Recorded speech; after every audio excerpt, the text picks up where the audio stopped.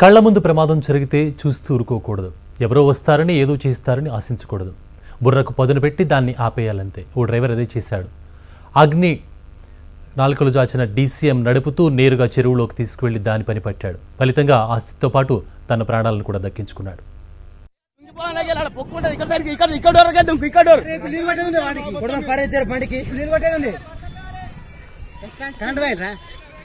ఇంటికి కొట్టలేడు. నేను నడులకి ఇంకా ఎదురు పోదామని పోతున్నా.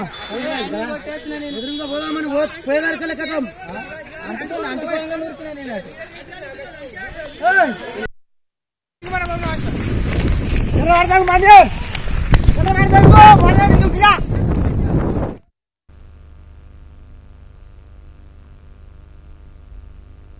కామారెడ్డి జిల్లా లింగంపేట మండలం కోమట్టపల్లి గ్రామంలో గడ్డి లోడుతో వెళుతున్న డీసీఎం వాహనానికి కరెంటు తీగ తగిలి నిప్పు రాజుకుంది. 20 అడుగుల మేర మంటలు చెలరేగాయి.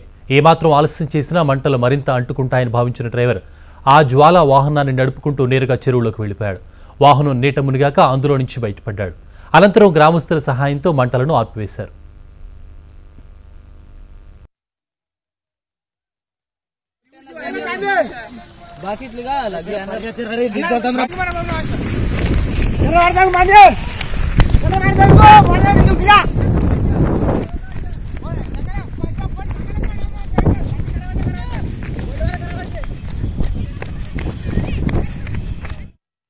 ఎగిసిపడుతున్న మంటలకు తగలబడుతున్న గడ్డిని తొలగించారు.